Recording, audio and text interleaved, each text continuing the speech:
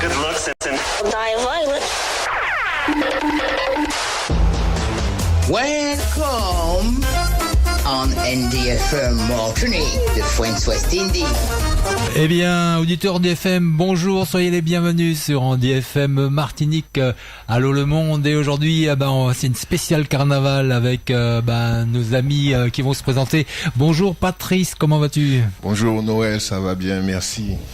Et donc tu as des invités avec toi, tu nous les présentes? Bien, aujourd'hui nous avons l'honneur de recevoir monsieur Yanis Lucret, qu'on a reçu l'année dernière pour le carnaval, qu'on s'était donné rendez-vous pour cette année. Cette année le carnaval a commencé, on est dans les starting blocks, hein. Donc là par rapport à l'année passée où on a eu un carnaval où il fallait gérer à la dernière minute pour sortir quelque chose. Je lui crée aujourd'hui, on est dans un carnaval où on a l'impression que ça a démarré un peu tôt cette année, hein. Donc il va nous expliquer le programme de cette année, ce qui a changé par rapport à l'année passée, les contraintes qu'il y a eu. J'imagine bien que même cette année il y a aussi des contraintes, donc il va nous expliquer un peu tout ça. Nous sommes aussi en présence de monsieur Félix Verpré qui va participer au débat. Monsieur Félix Verpré, bonjour. Bien, bonjour toute l'équipe. Tout d'abord Noël, bien bonsoir Patrice, monsieur Loza, bonsoir monsieur Lucret, enchanté. Et puis voilà, et bonsoir à tous les auditeurs et auditrices de NDFM Martinique. Monsieur Lucret, vous êtes sur votre deuxième année de fonction, hein, en tant que président. Donc vous avez eu vos fonctions l'année passée où on était dans une situation sanitaire compliquée. Depuis, comment ça se passe? Alors, bonsoir à tous et merci de m'avoir invité. C'est vrai que ça va faire ma deuxième année de fonction, contrairement à l'année dernière où on n'avait pas toutes nos activités. On était en période Covid, donc on était en carnaval un petit peu light puisqu'on avait fait un concours de groupe à pied sur le stade du Vauclin. On avait maintenu les élections de reine et de mini-reine. Cette année, on va dire qu'on est un petit peu déconfiné. Là, on va reprendre nos habitudes avec des éléments un petit peu particuliers puisqu'il faut aussi faire face à la contrainte liée à la sécurité. Donc on a toujours maintenu le concours de groupe à pied. Là cette fois-ci on l'a pas fait sur le stade, on l'a fait sur la commune du Diamant. Donc ça a ouvert nos festivités en tout cas au terme du carnaval. Ça s'est passé le 22 janvier. Et on maintient toujours nos activités puisque on enchaîne ce dimanche avec les élections de reine et de mini-reine. Cette année, on a 9 communes du Sud en compétition. Donc ce sera une très belle élection qui commencera à partir de 9h sur le stade du Saint-Esprit avec des animations, avec le fameux passage en tenue locale pour les mini-reines et les reines, suivi du passage en travesti où le public attend ça. Il faut savoir qu'au Sud, on tient à maintenir cette tradition avec les deux passages, tenue locale et travesti. Et au Sud, on a cet élan culturel où on sait faire, on sait proposer. C'est vrai que ce qui se faisait auparavant, ça a beaucoup évolué en termes de travesti avec de nouvelles techniques, avec des matériaux de récupération, avec des travestis beaucoup plus légers pour que les candidates puissent évoluer sereinement, librement, qu'elles soient à l'aise. Et puis, on va terminer par le grand carnaval, donc la grande parade du Sud du lundi gras. Cette année, c'est le Vauclin qui va accueillir cette parade. Donc, comme on l'a dit, beaucoup de contraintes puisqu'il faut lier la sécurité, ce qui est la priorité maintenant aujourd'hui. Donc ce carnaval va se passer en 2 phases, hein. Une première partie sur forme de village de carnaval de 9h à midi avec une quinzaine d'exposants, animation musicale, un petit défilé et la parade commencera dans les rues à partir de 14h. Ok, merci. Alors, il faut savoir aujourd'hui que c'est les 40 ans de la CSM. Donc, on a prévu des manifestations tout au long de l'année puisque pour le mois d'août, on aura aussi une parade. Donc cette parade, on l'avait réalisée l'année dernière. C'était tombé sur la période du mois d'août. C'est vrai que l'idée n'était pas de chambouler le carnaval ou de changer les codes, mais c'était pour proposer une alternative, en tout cas, à au public qui vient pendant les vacances, à nos ultramarins, aux touristes ou autres. Donc on a décidé de maintenir cette parade du mois d'août en août 2023. Donc on a déjà la commune qui va l'accueillir, donc on ne va pas encore divulguer. Et puis pour le mois de décembre, on aura le concours de la chanson de carnaval, donc qui va clôturer en tout cas nos 40 ans. Merci, ça promet cette année le carnaval, hein. Monsieur Verpré, vous en pensez quoi? Ah oui, j'ai trouvé que Monsieur Lucret, il s'est bien défendu pour une première. C'est-à-dire l'année dernière, il était à sa première tentative. Et voilà que d'écouter aujourd'hui, je sens qu'il y a du boulot, il y a du concret, il y a beaucoup de choses qui ont été faites et qu'il y a beaucoup de projets en cours aussi. Voilà. En sachant que nous étions présents à l'élection des reines l'année passée, où on a pu, en tous les cas, moi j'ai pu constater, Monsieur Lucret, au four au moulin, en train de faire la sécurité au niveau du podium. Vraiment, voilà. Il s'était donné. Ouais, il s'est donné, quoi. Donc cette année, ça promet. Quelles sont vos attentes, Monsieur Lucret, et vos objectifs pour cette année? Les attentes, c'est que le carnaval se passe bien, sereinement, et puis que les gens respectent les consignes. C'est vrai qu'avec la sous-préfecture, on essaie de mettre en tout cas tout en œuvre pour avoir un carnaval sans risque, puisque la parade du Sud se veut un moment familial et convivial. C'est vrai qu'on a aussi pensé à un espace PMR, en tout cas, on a fait attention à ça avec les toilettes tout près, le parking pour se garer, un espace dédié pour ça sur la cité des Floralies. Et nous sommes en train de mettre en place aussi un système de navettes sur les communes du François, Marin, Rivière-Pilote, puisque c'est vrai que le parking du Vauclé n'est pas extensible, donc il faut pouvoir trouver de la place ou autre. Donc on a pensé à cette alternative, en tout cas, faire appel aux communes avoisinantes, que les personnes puissent se garer sereinement et avoir des navettes pour pouvoir accéder, en tout cas, sur le lieu de la parade. D'accord. Et l'objectif pour nous aujourd'hui est de pouvoir proposer, d'être force de proposition. C'est vrai qu'aujourd'hui, notre carnaval, il évolue. L'idée non plus n'est pas de tout changer ou de changer les codes, en tout cas. On souhaite maintenir la tradition, on souhaite aussi innover. Donc, c'est proposer des choses en adéquation, en tout cas, avec notre association. La saison a déjà débuté. Par rapport à vos objectifs, êtes-vous plutôt satisfait ou mitigé? Alors, pour le moment, je suis plutôt satisfait. En tout cas, l'équipe en place, nous sommes satisfaits.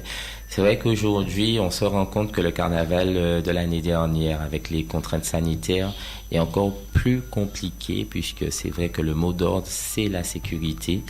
Et contrairement aux anciennes parades où on prenait uniquement 70 agents pour couvrir en partenariat avec la gendarmerie, là, on est passé sur un effectif à plus de 100 agents de sécurité. C'est vrai que c'est énorme, ça plombe le budget. Et, mais on est obligé, en tout cas, pour que les carnavaliers puissent venir sereinement et en toute sécurité, puisque, comme je le disais, la Parade du Sud se veut un moment festif, familial et convivial, en tout cas. Si je peux, juste pour vous demander, monsieur Lucret, concernant le carnaval en lui-même, combien de temps faut-il pour la préparation? Comment ça se passe? Alors, notre programme de 2023, on l'a bouclé en septembre 2022. On avait déjà sollicité les communes pour accueillir nos différentes manifestations. Et donc là, pendant toute la période de janvier jusqu'à maintenant, on est dans les starting blocks pour tout préparer, puisque c'est des réunions, c'est des commissions à mettre en place. C'est vrai que quand on pense à quelque chose, il y a d'autres choses où on n'avait pas pensé, où on est obligé de chercher ou de pallier ou de trouver une alternative. En tout cas, même si on prépare à l'avance, on se rend compte en tout cas qu'on est toujours surpris par rapport aux normes de sécurité ou par rapport à tout ce qu'on nous demande au niveau de la sous-préfecture en tout cas. Et au niveau des groupes, vous attendez environ combien de groupes comme ça? Alors on attend une quinzaine de groupes. C'est vrai qu'aujourd'hui on est concurrencé, on va dire, par cette fameuse parade du Nord qui aura lieu le lundi gras. Mais bon, on a des groupes avec qui on a l'habitude de travailler, qui ont décidé de maintenir cette attache et ce lien que nous avons au sein de la parade du Sud. Donc auparavant, tout le monde connaissait notre parade du Sud du lundi gras. Tout le monde savait que le lundi gras, c'était dans le Sud. Bon, malheureusement, d'autres événements se font, d'autres événements se créent. Donc, heureusement que nous avons de bons rapports avec les groupes qui ont l'habitude de fonctionner avec nous, en tout cas, puisque il faut savoir que en tout cas, la parade du Sud, les groupes viennent bénévolement parader et tout. Et quand on est concurrencé par un autre organisme qui propose des sous ou autre, ça peut inciter d'autres groupes à vouloir préférer toucher cet argent, puisque bon, aujourd'hui le nerf de la guerre c'est l'argent. Sans argent on ne peut rien faire, puisque aujourd'hui les groupes, on voit qu'il y a une évolution au niveau des costumes.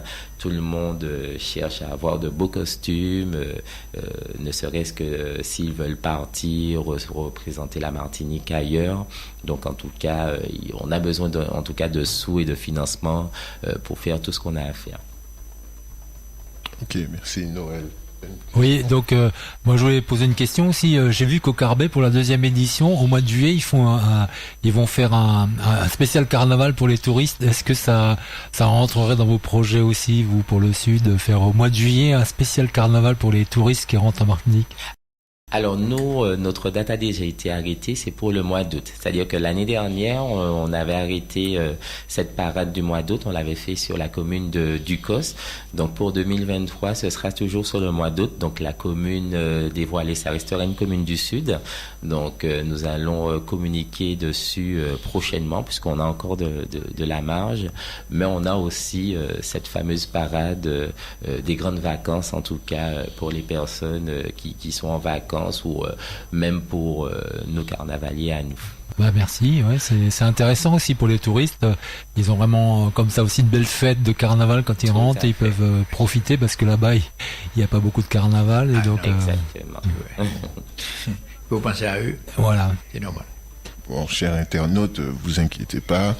D'ici la fin de l'émission, on va essayer de lui tirer les verres du nez pour savoir dans quelle ville aura lieu. Oui, mais il le sait déjà, mais il ne veut pas trop. Il va nous donner la primeur. Exact. Il va nous donner la primeur. J'ai une question. Alors, pour ceux qui ne le savent pas, PMR signifie personne à mobilité réduite. Donc, j'ai cru comprendre qu'il y a un parking qui va être mis en place. Mais admettons, je suis en fauteuil roulant, j'ai envie aussi de m'amuser. Est-ce qu'il y a quelque chose qui est prévu au-delà du fait d'avoir un parking où ils peuvent stationner, voire, j'ai envie de dire, être dans l'observation plus que dans la participation. Est-ce que au niveau participatif, il y a quelque chose qui est prévu? N'oublions pas qu'on est dans les studios d'Andy FM Martinique, qui lutte pour les personnes en situation de handicap. Donc la question est, est-ce que à ce niveau-là, il y a quelque chose de prévu, ou c'est quelque chose qui peut évoluer par la suite, peut-être pour le carnaval 2024 ou juillet ou août ou décembre par exemple?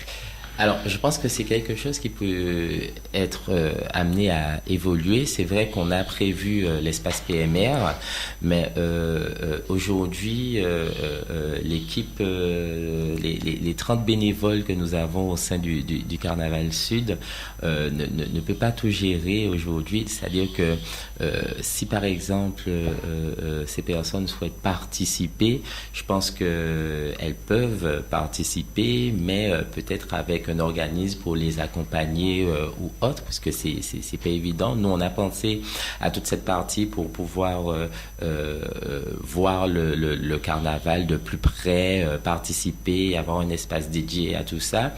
Mais maintenant, parader dans les rues, c'est une autre question. Mais en tout cas, imaginons qu'un organisme nous dise que bon, on a fait des costumes, on a des personnes à mobilité réduite ou autre qui souhaitent être dans le parcours parader. Nous, ça nous pose aucun problème.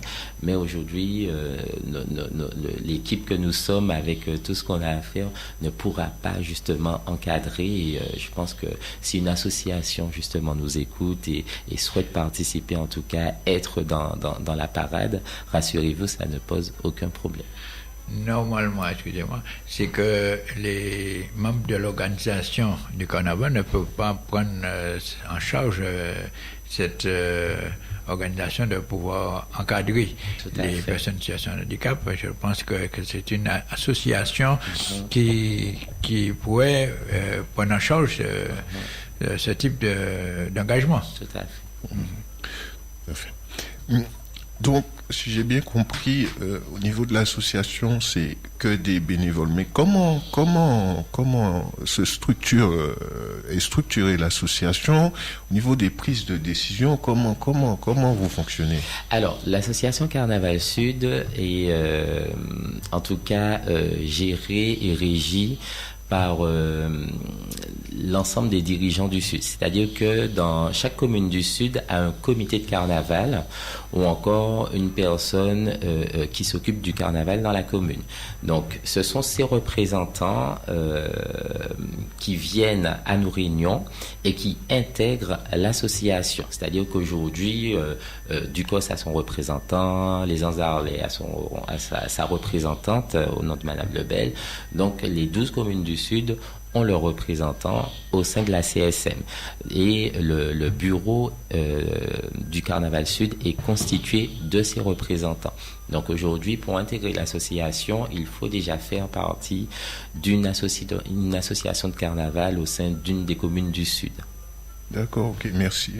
Et au niveau budget, est-ce que vous disposez d'un budget ou est-ce que c'est chaque commune qui apporte une part de financement? Comment ça fonctionne? Alors, aujourd'hui, notre plus gros partenaire, on va dire, c'est l'Espace Sud, puisque nous, on s'occupe uniquement du Carnaval du Sud. Donc, notre plus gros partenaire, c'est l'Espace Sud.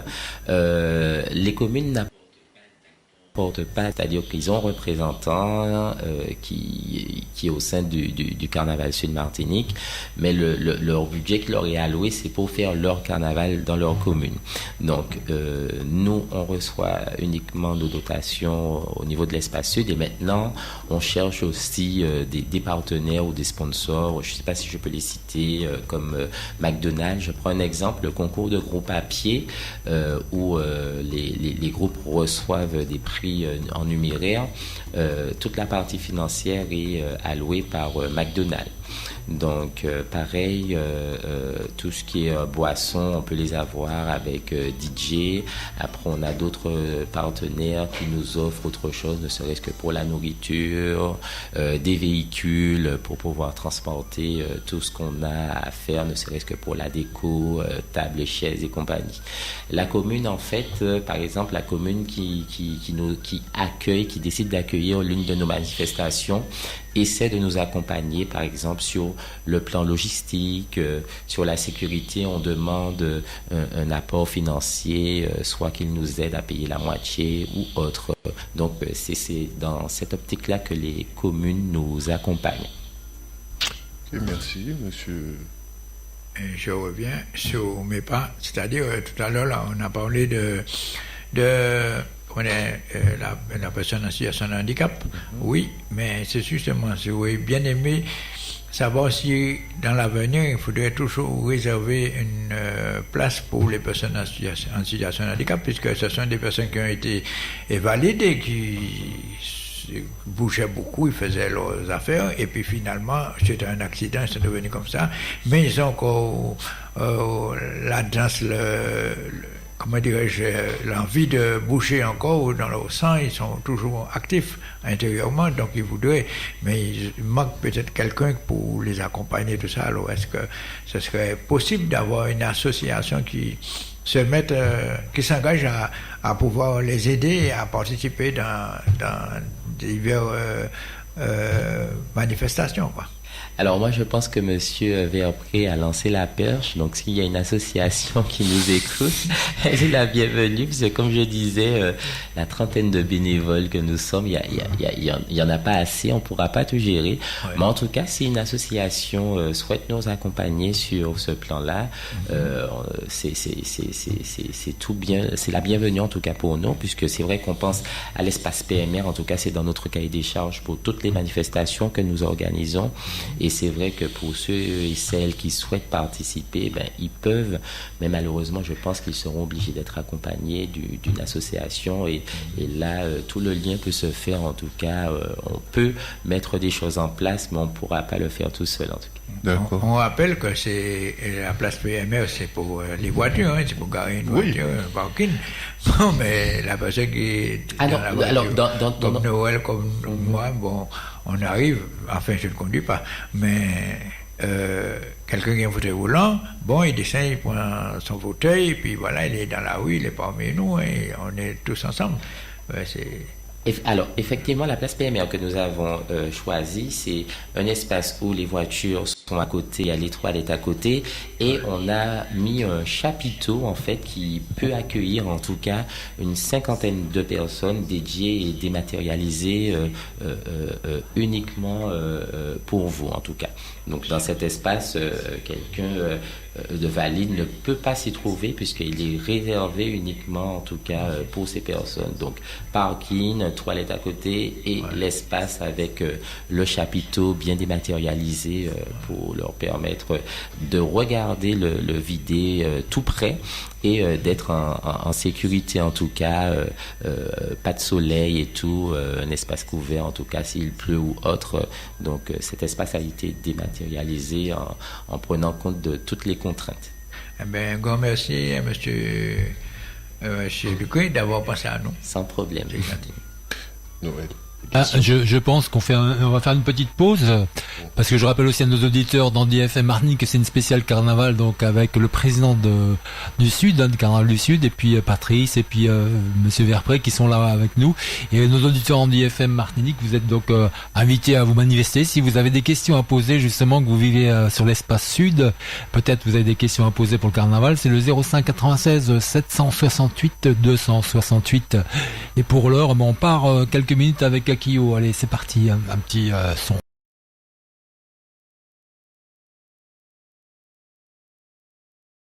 Eh bien, nous sommes de retour dans nos studios Andy FM Martinique avec nos invités aujourd'hui dans l'émission Allô le Monde. C'est une spéciale carnaval avec notre ami Patrick Loza qui nous a préparé cette émission avec ses invités, Monsieur Lucrèce, président du Carnaval du Sud, et puis notre président, Monsieur Félix Verpré.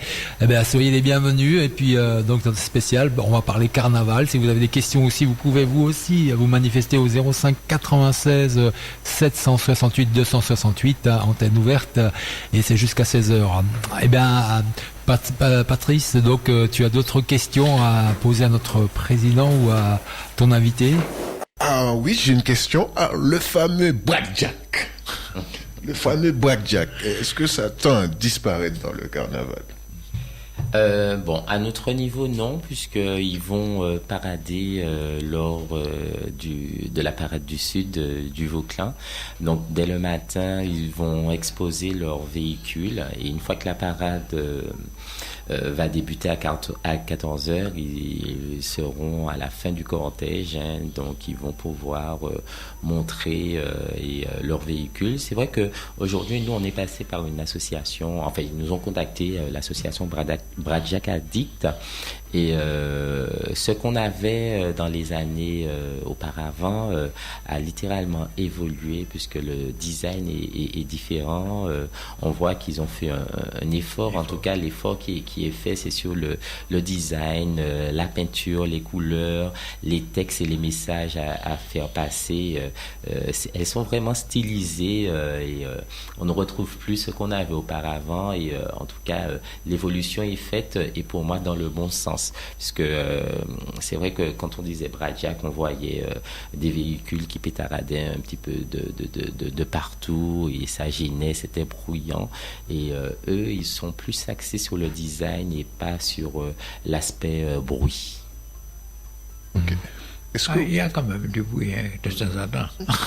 Oui, mais c'est vraiment plus le bruit qu'on pouvait retrouver auparavant où vraiment c'était un bruit assourdissant et même qui faisait peur et tout. D'accord. Effectivement. Et je suppose qu'en termes de sécurité, il y a quand même, des normes à respecter. Tout à fait, il faut la carte grise du véhicule, il faut le contrôle technique à jour, il faut le permis du conducteur. Donc ça vraiment, ce sont des normes où on peut pas... on est obligé en fait de respecter tout ça, sinon ils ne peuvent pas être sur le parcours. D'accord. Il y a un contrôle qui s'est fait? Oui, automatiquement. Et moi, j'ai une question par rapport au groupe. Dans les plus anciens groupes que vous accueillez pour les défilés et les plus récents, ceux qui se sont formés. Donc le plus ancien, ça fait combien de temps qu'il tourne, qu'il fait le vidé, qu'il est présent, et le plus récent? Alors, le plus ancien, je pense que c'est Tamboupa Canal, mais bon, il reste eux sur Fort-de-France. Donc, nous, dans le sud, je pense que le plus ancien dans le sud qui est avec nous, ça peut être qui? Ça peut être quel groupe? Je pense que ça doit être, je ne vais pas dire de bêtises, mais je pense que ça doit être un groupe du Robert. Je ne suis pas sûr. Mais en tout cas, les plus anciens, ce sont les groupes de Fort-de-France et en général, ils restent sur Fort-de-France. Et dans les plus récents, ceux qui sont formés, vous avez des jeunes qui ont repris le relève ou Alors, effectivement, les plus récents, on a de nouveaux groupes comme Rivière-Salée, comme le groupe de Sainte-Anne-Noupéfeuille, un groupe de Rivière-Pilote, le Point J. Donc, il y a toute cette génération de nouveaux groupes, en tout cas, qui tiennent à être présents et à proposer des choses, ne serait-ce que sur les chansons, ne serait-ce que sur les costumes. Après, on a des habitués, comme les groupes du Robert avec 231, Authentique Jerrycan Bass, ou les groupes Turbulence, où sont vraiment axés sur la partie costume, les couleurs, et chaque année nous propose un spectacle féerique puisqu'ils travaillent vraiment la sonorité ou autre.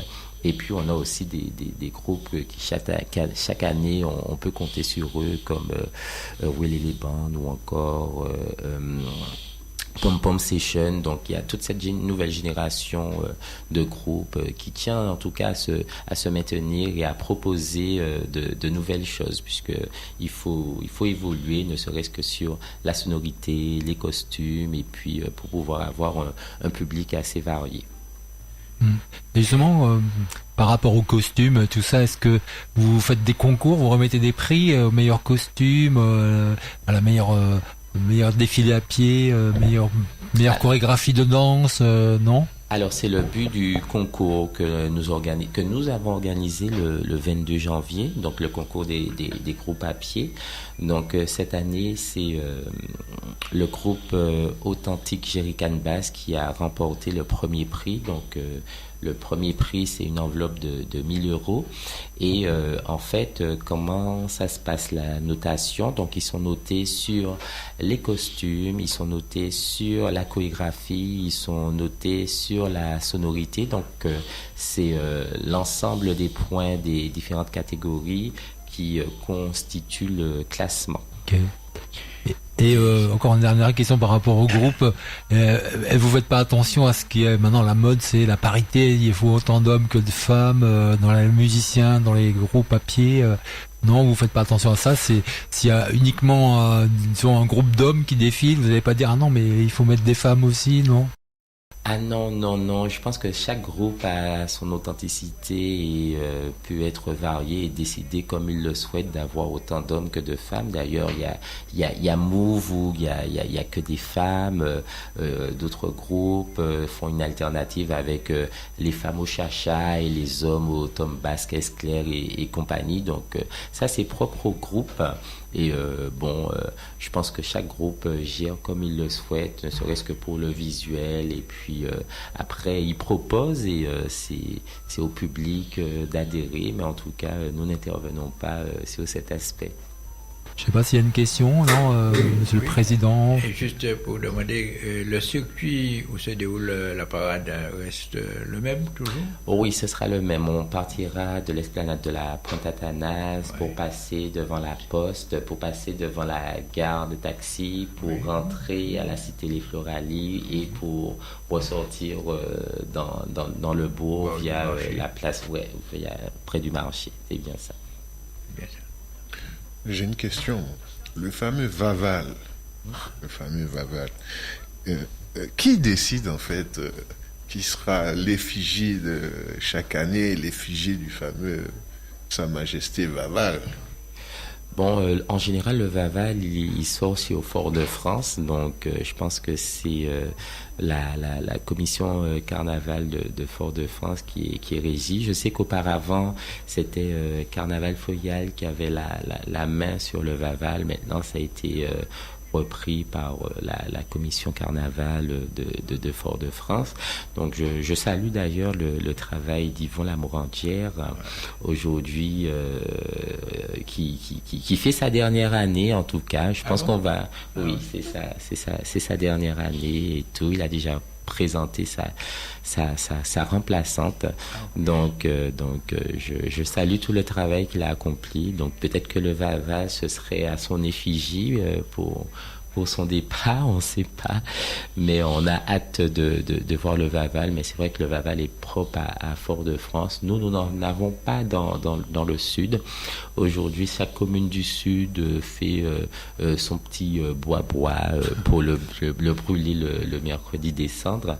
Mais c'est vrai que le Vaval de Fort-de-France reste majestueux et les gens descendent littéralement le mercredi des cendres, voire l'incinération. Donc l'idée aujourd'hui pour nous n'est pas de concurrencer ou d'avoir un propre Vaval du Sud, puisque je pense que ce n'est pas la peine. Non. Et voilà. Ouais. Patrice, donc tu vas être là-bas, tu vas filmer, parce qu'Andy FM Martinique sera sur place, donc on va nous faire des films, on va filmer, on va passer ça en direct aussi sur nos réseaux sociaux. Patrice, c'est toi qui vas être en charge donc de filmer, de nous retransmettre ça, c'est ça? Oui, tout à fait. Donc ça va être retransmis sur Facebook en direct. En fait, ce sera en direct sur Facebook, YouTube.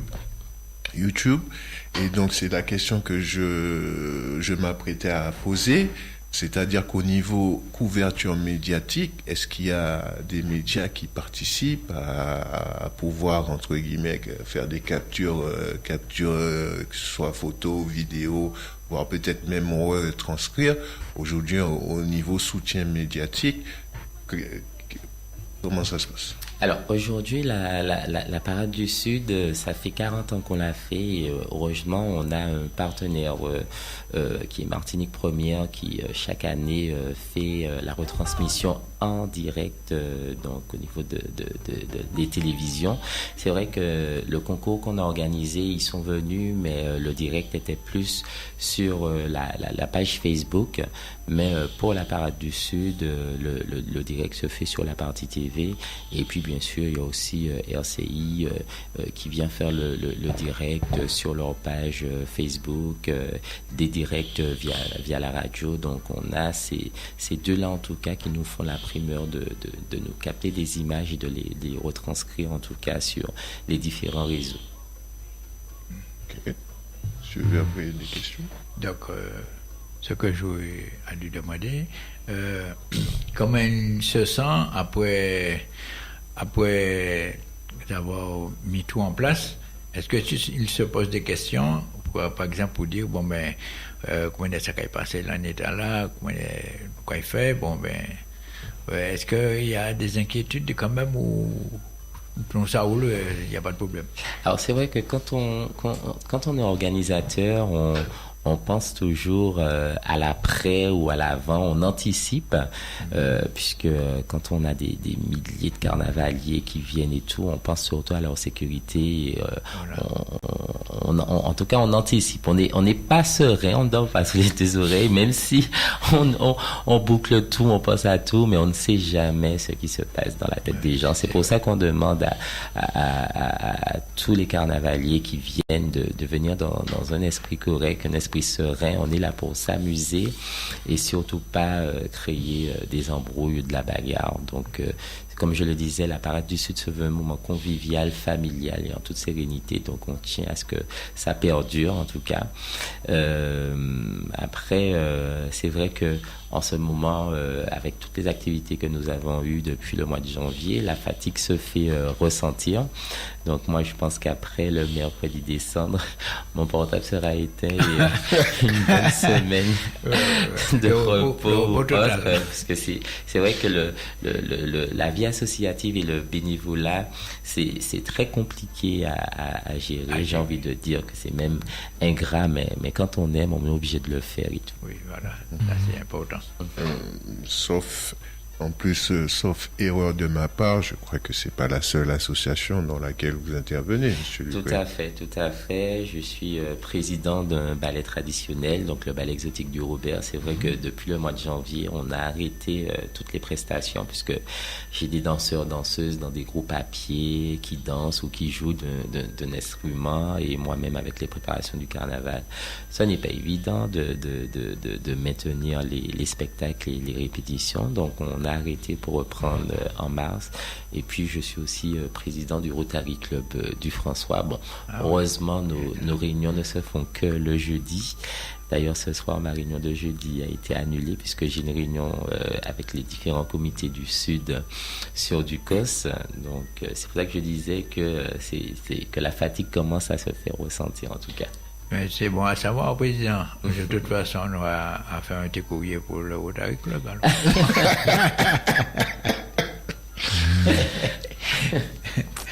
Et moi, j'ai une question par rapport encore au groupe. Est-ce que vous allez accueillir des groupes extérieurs à la Martinique ou de Guadeloupe ou peut-être de métropole, je sais pas. Alors, pas cette année, mais l'année prochaine, on a eu des propositions.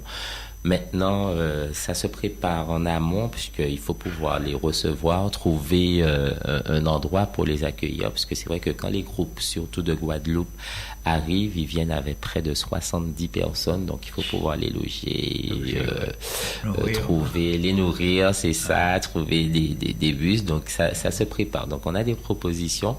C'est vrai que cette année, le groupe 231 a eu la chance de faire rentrer le groupe Cassialata de Guyane. Bon, ils ne sont venus que pour un week-end et donc ils ont fait vendredi à lundi.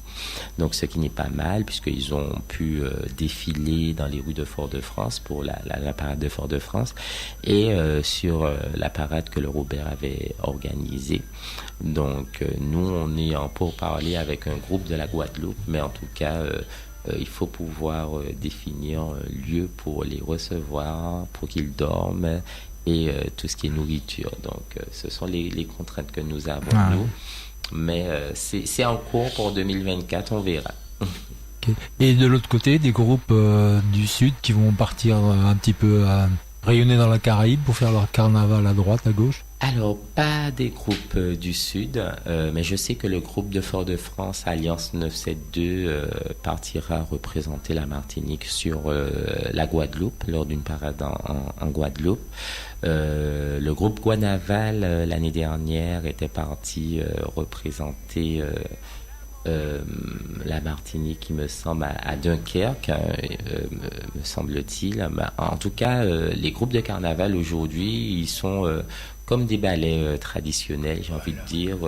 Ils véhiculent maintenant l'image de la Martinique, puisque maintenant ils font des répétitions sur toute l'année. On les retrouve lors de fêtes patronales, et maintenant ça leur arrive même de faire ce qu'on appelle des tournées pour pouvoir faire des échanges dans d'autres pays, ce que je trouve très bien. Et c'est pour ça que je parlais de l'argent qui était le nerf de la guerre, puisque ils ont besoin d'argent, ne serait-ce que pour payer les billets, ne serait-ce que pour pouvoir faire les costumes, puisque aujourd'hui tout est allié sur le visuel, même si le groupe est bon au niveau sonorité, mais il y a le visuel qui joue aussi, donc il faut pouvoir créer des costumes, des coiffes ou autres. Et pour les répétitions, vous n'avez pas trop de difficultés à trouver des endroits pour que ces groupes puissent répéter, surtout les musiciens, quoi, parce que quand il pleut, tout ça. Alors, la chance que nous avons, c'est que ce n'est pas nous qui cherchons des lieux ou autres. Donc, chaque groupe s'occupe de chercher son lieu pour pouvoir répéter. Là, nous, on n'intervient pas sur ça. Bon, maintenant, vous savez que les groupes, ils peuvent répéter sur des parkings. Aujourd'hui, il n'y a pas de salle, j'ai envie de dire, dédiée pour qu'un groupe à pied répète, puisque avec il faut de la place et puis les échos sonores, donc ils préfèrent répéter en plein air. Donc le plus souvent ils ont un espace bien dédié que la commune leur prête ou leur alloue, ou le plus souvent sur des parkings. C'est pas mal, c'est un gros challenge, hein, si on doit regarder. Ouais, et alors si quelqu'un veut former un groupe, dire voilà, j'ai une idée, je veux créer un groupe pour l'année prochaine, il faut qu'il s'adresse une demande auprès de vous, donc, et puis comment ça se passe? Il faut qu'il explique ce qu'il va représenter, quelle ça va être la thématique du groupe, comment ça se passe? Alors nous on est plus organisateurs, donc aujourd'hui si quelqu'un veut créer un groupe, il passe directement par une des communes pour pouvoir les accueillir et monter sa propre association. Et voilà, nous on n'intervient pas sur cette partie-là. En tout cas, on n'a pas de phase d'accompagnement pour les nouveaux groupes. La seule chose que nous pouvons faire, c'est de les accueillir ou de les inviter sur les différentes manifestations que nous organisons. Mais aujourd'hui, beaucoup de groupes se créent, on va dire, les jours gras, et ils voient que c'est bon enfant, et après décident de monter une association où ça devient un petit peu plus structuré. Ouais, c'est sûr, pour avoir un peu d'argent, ils sont obligés de se mettre en association pour que la commune puisse les aider un petit peu. Voilà. Absolument. C'est par la mairie aussi. Ouais, parce que le transport, au moins payer le transport, par exemple s'ils se déplacent de Schellcher pour aller dans une commune du sud et tout ça, c'est des frais l'autocar. En plus avec les prix qui ont augmenté. Tout Exactement. Ça. C'est la grande interrogation des groupes quand on les invite à jouer gratuitement. Ne serait-ce que le bus, c'est près de 500 € en minimum pour se déplacer. Et des moments, il y a des groupes qui prennent 2 bus, parce que on a beaucoup de groupes qui sont à plus de 70, à près de 90, même si ils font du covoiturage, c'est pas toujours évident. Quand on est organisateur, nous, ce qu'on préfère, c'est que les groupes viennent en bus, ne serait-ce que pour les places de parking qui ne sont pas extensibles. Et puis, c'est mieux d'arriver en groupe où on est identifié ou autre. Mais malheureusement, tous les groupes à pied ne peuvent pas opter pour le bus, puisque c'est littéralement cher. Il y a les instruments aussi à transporter. C'est ça. Donc, ça prend de la place aussi. Ouais. Patrice, je te propose qu'on fasse une petite pause encore, et puis on revient tout de suite pour la fin de l'émission. Ok. Alors je vous propose La Vida c'est un carnaval, parce que la vie c'est un carnaval, et comme on approche du carnaval, on va écouter aussi nos amis de la Caraïbe, espagnols, cubains, qui font le carnaval.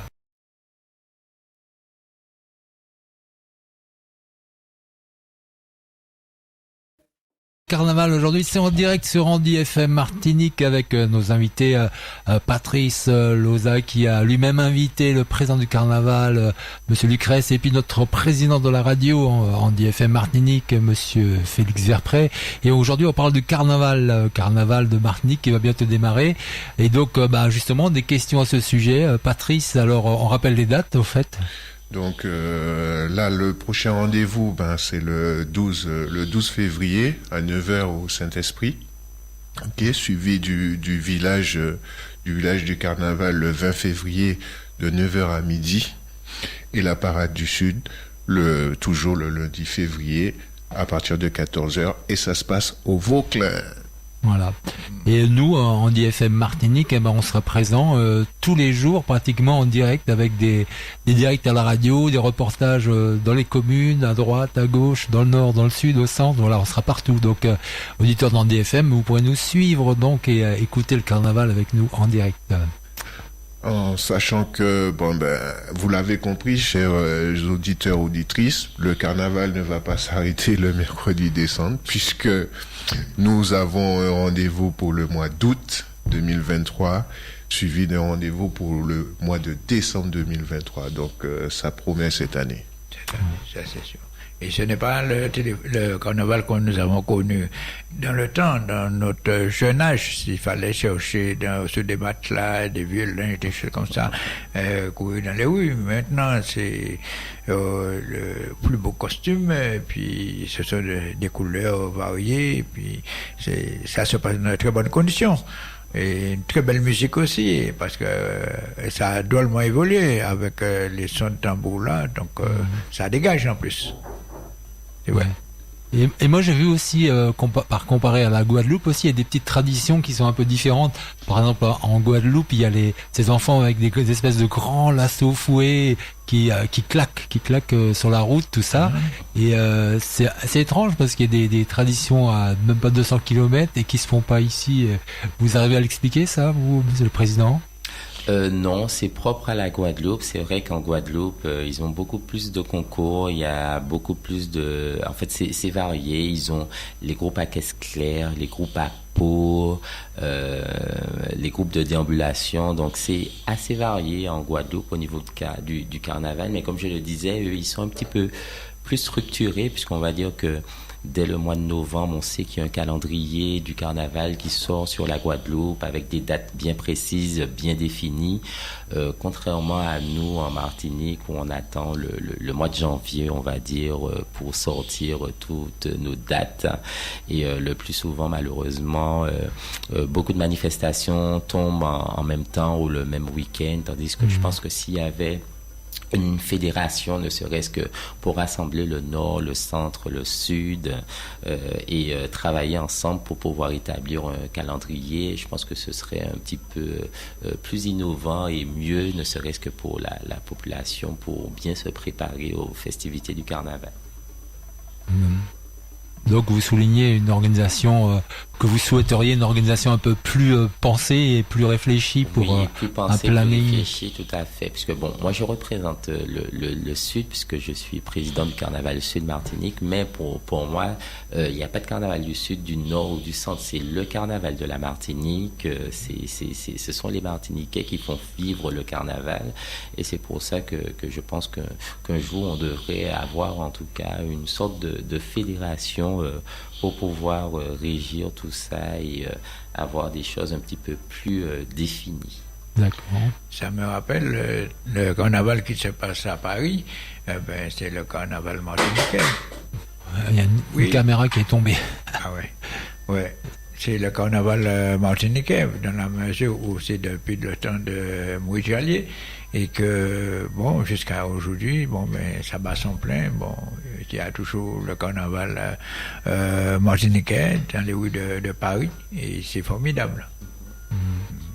Mais ça a vraiment ça commence à prendre vraiment le carnaval un peu partout en métropole, et parce que je sais qu'à Fort-de-France, il y a quelques années, il y a même des musiciens de rue qui sont venus se mêler au groupe à pied, qui ont fait des espèces de bœufs, quoi. Voilà. Et c'était grandiose, c'est bien. Et c'est vrai que le carnaval, c'est avant tout aussi un grand colportage, une grande fête populaire où les gens, la fête doit se mélanger aussi, non ?